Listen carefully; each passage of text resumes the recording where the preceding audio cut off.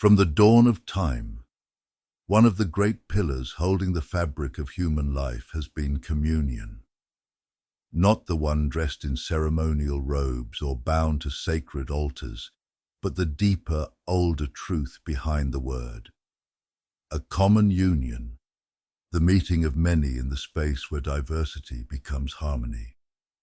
For ages, humanity has tried to shape this communion through appearances, through symbols, garments, colors, and shared words.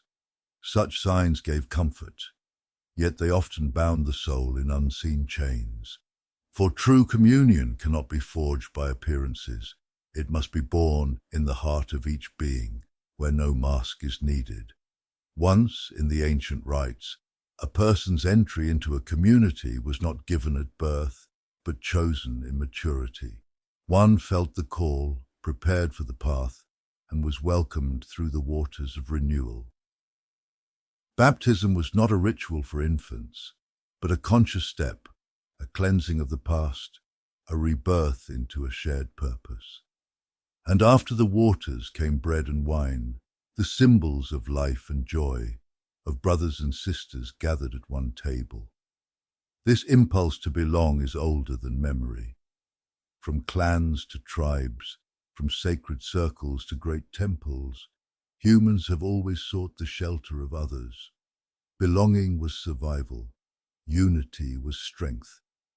Yet the same longing that brought warmth also birthed walls, walls that divided us from them, symbols that, once alive with meaning, became heavy with ownership. Through the ages, the forms of community shifted.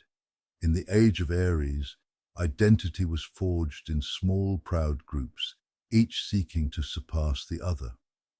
In the Age of Pisces, communities turned toward heaven, becoming havens of love, dreams, and divine promise.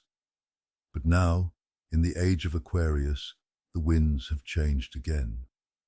The call is no longer for closed circles, but for networks, living threads that connect individuals across the earth, beyond borders, beyond flags, beyond the single philosophy. For many communities, even now, fail. They unite around belief, but lack the pulse of work. They create the equality of appearances, but not of inner growth. Some become shelters for those who seek escape from life, rather than transformation within it. And so, the vision shifts, away from dependence on one symbol, one leader, one manual, toward a living, breathing network of networks, where each individual is strong in their own right, and connection is an offering, not a chain. But even networks will wither if they do not breathe with two forces, adaptability and love. Adaptability allows the community to bend with the winds of change, to grow when growth is needed, and to shed what no longer serves. Without it, even the most visionary group becomes rigid and fragile. Love, not sentiment, but the steady act of caring for the well-being of others, is the invisible mortar between the stones. It is love that transforms a network from a mere exchange of tools into a living bond. Before such a planetary network can rise, one must make the greatest communion of all, not with a group, not with a cause, but within oneself. The union of ego and essence, the meeting of I and am, the marriage of personality and divinity, of time and space, of the feminine and masculine, here and now. When this inner communion is achieved, the individual no longer clings to the community for safety, but becomes a pillar capable of holding it. These are the beings who can adapt without fear, love without condition, and weave connections that endure storms.